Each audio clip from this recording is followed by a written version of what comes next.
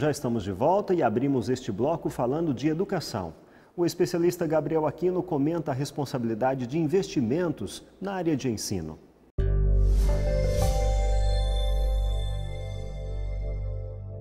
Hoje nós vamos falar sobre educação e, queremos dizer, investimento. Para a educação melhorar, todos têm que participar. O envolvimento no desenvolvimento das nossas crianças e na formação de um país melhor requer o tripé: governo, família e educadores. Governo, um maior investimento nas estruturas, um maior investimento na capacitação dos nossos educadores, um melhor investimento na formação integral das políticas públicas. Para a educação melhorar, temos que participar, tem sido o grande lema do Ministério da Educação num projeto chamado Movimento para a Educação. Qual é o papel do governo, então? O governo deve investir em estruturas físicas, estruturas de educação e formação docentes, bem como também proporcionar políticas públicas para que haja todo um envolvimento da sociedade. A sociedade participa também através dos seus pais. Os pais dos nossos queridos alunos ou educandos devem, como nos tempos passados, procurar acompanhar o desenvolvimento cognitivo, psíquico, emocional e também de cidadania, e como fazia mamãe, sempre eu digo isso, acompanhando como é que eu tenho me desenvolvido nas disciplinas que estão formando todo o nosso conhecimento. Também temos aí uma participação dos nossos queridos educadores, que são os professores, a quem hoje nós vemos que uma política não tem sido tão favorável para o desenvolvimento deles. É necessário que os professores também invistam em si mesmos, no sentido do quê? De melhor capacitação na contextualização da educação presente. O movimento para a educação no Brasil, que é um movimento que envolve o tripé sociedade, escola e governo, diz o seguinte, que para a educação melhorar, todos têm que participar. Então, prestemos atenção, queridos educadores, governos e também pais. Vamos nos envolver para que a educação melhore no nosso país. Para a educação melhorar, temos todos que participar. O visitante que vai ao mercado municipal paulistano encontra uma variedade incrível. Frutas exóticas e produtos bem peculiares chamam a atenção nesse patrimônio histórico da cidade. As repórteres Flávia Souza e Mary Tomasi mostram pra gente. Mostra pra mim então o que tem de mais exótico aqui na sua banca. Hoje nós temos de exótica a pitaia, granadila, a chachairu. Essa daqui é uma delas, ó. Essa é qual? Pitaia, dragon fruto, mais conhecida em inglês. Essa fruta veio da onde? Estimulante sexual, colombiana. É isso. E agora já chegou no Brasil, já está sendo plantada aqui? Plantada no Brasil. Lá o mês de novembro, dezembro, janeiro já tem no Brasil. Essa é a pitaia? Pitaia. São 3 variedades, vermelha, branca e amarela. E qual o preço dela, o quilo dela? Hoje o quilo dessa pitaia está saindo R$ 79,00. É cara, né? Mas é por ser exótica, as frutas exóticas não é barata. Importada. Certo? Importada.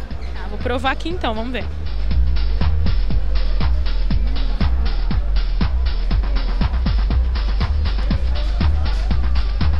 É muito docinha. Essa é maravilhosa.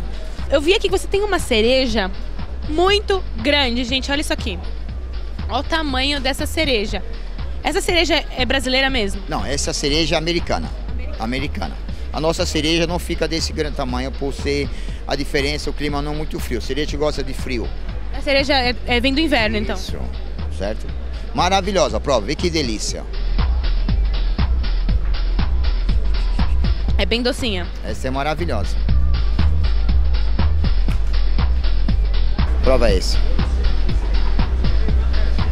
Vê que maravilha. Isso come com colher. Vamos lá.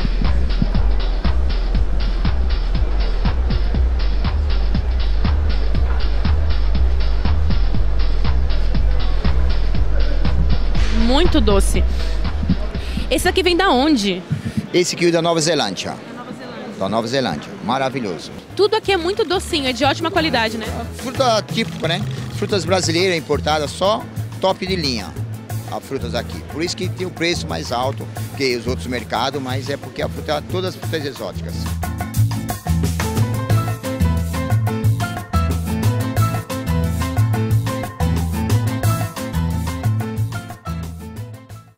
Segundo o Ministério da Saúde, menos de 3% das crianças no Brasil sofrem com cárie. Apesar do número ser baixo, especialistas recomendam que os pais tenham mais atenção com a saúde bucal logo nos primeiros anos de vida dos filhos. A dentista Silvia Querido conversa com o Everton Tavares aqui em nossos estúdios.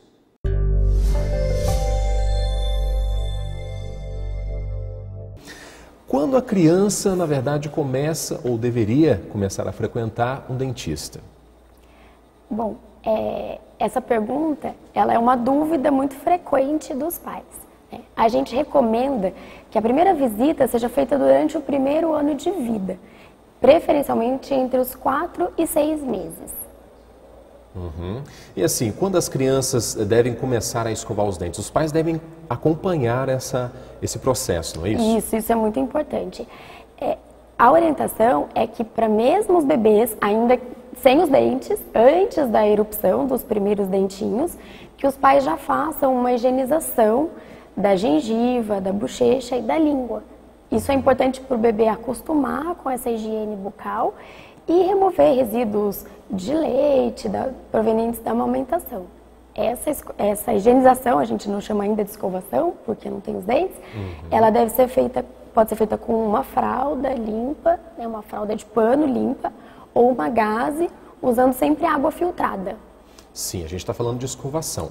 Mas com respeito, por exemplo, ao fio dental, que também é importante para a higienização, quando que a criança já pode começar a utilizar o fio dental? Com a erupção dos primeiros dentes.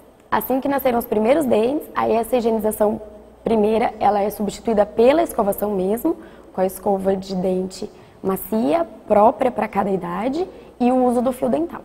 É importante, doutor, a supervisão dos pais nesse processo da escovação, em que a criança está nascendo os dentes dela e começar a higienizar? Sim, é muito importante. Primeiro porque a criança ela ainda não tem a sua coordenação motora totalmente adequada para realizar essa escovação sozinha. Por isso a supervisão dos pais é fundamental. E também porque as crianças elas têm uma tendência de engolir a pasta de dente, o dentifrício. E isso também não é bom. Então a supervisão dos pais em todos os momentos da escovação é de extrema importância. Bom, a senhora disse sobre a questão da pasta de dente. Algumas pessoas não prestam muita atenção nesse ponto. É preocupado, assim, devemos ter, aliás, uma preocupação com respeito à quantidade de pasta de dente que a criança vai colocar na escova? Sim, a pasta de dente ela deve ser inicialmente sem o flúor e uma quantidade muito pequena. A gente recomenda aos pais apenas lambuzar a pontinha das cerdas com um pouquinho do dentifrício. Bom, com respeito ainda, falando aí da boca dos pequeninos, das crianças, os dentes de leite, eles devem ter uma atenção especial. Muitos acham que, não, porque o dente de leite vai cair, não precisa ter tanta atenção especial assim. Mas é necessário, não é, doutora? Sim. Isso é uma lenda dentro da odontologia, que não tem problema porque vai trocar o dente. Hoje, a gente tem uma atenção muito especial com os dentes de leite, que são chamados dentes decíduos. Primeiro porque os dentes, eles têm a mesma estrutura de um dente permanente. Ou seja, ele tem a polpa, que é onde fica o nervo do dente.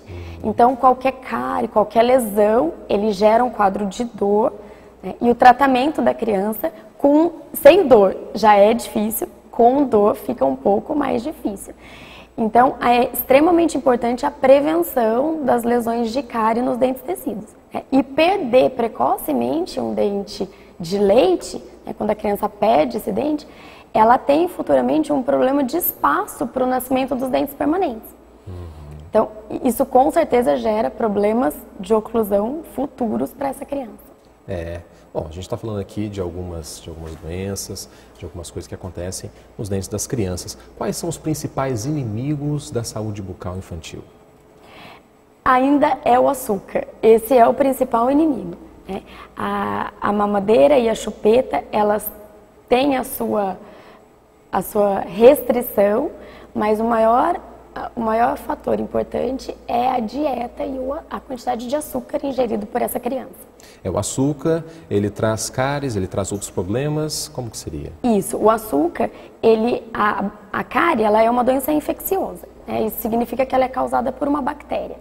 E essa bactéria, ela é dependente do açúcar. Então, quanto mais açúcar eu forneço, mais eu alimento as bactérias da cárie. E isso é que gera, então, aquela lesão de cárie que a gente observa nos dentes. Sim. Doutora, agora com respeito à chupeta e à mamadeira, né? Quais são os cuidados que os pais devem ter para manter a saúde das crianças? Bom, com relação à chupeta, a chupeta, ela oferece emocionalmente um conforto para o bebê. Então, ela pode ser utilizada, sim, mas com uma certa cautela. O que significa isso? Não deixar essa criança o dia todo com a chupeta. Então, usar para dormir em alguns momentos. A gente indica sempre a chupeta ortodôntica, que ela tem um formato do bico mais favorável. E o importante é a retirada da chupeta. Sim. Se retirada até os 3 anos, ela não vai causar problemas aos dentes.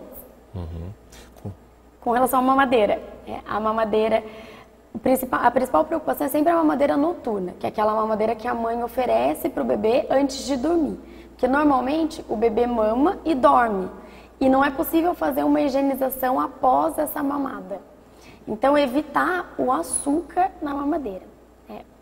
O leite ser oferecido sem açúcar, ou achocolatado, enfim, nenhum aditivo. Mel, todo derivado de açúcar, ele deve ser evitado na mamadeira.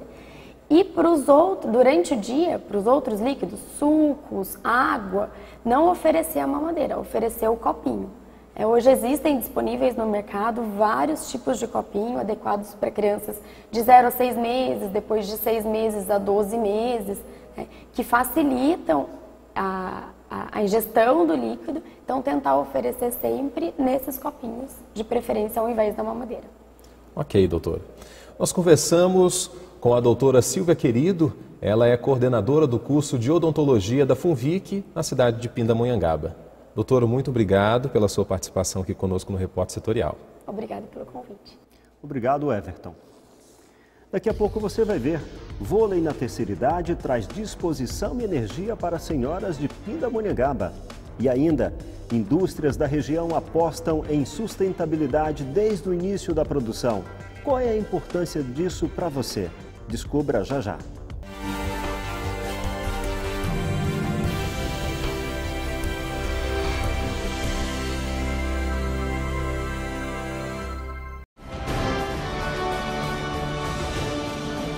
É nossa terra no ar. Bem-vindo ao Repórter Setorial.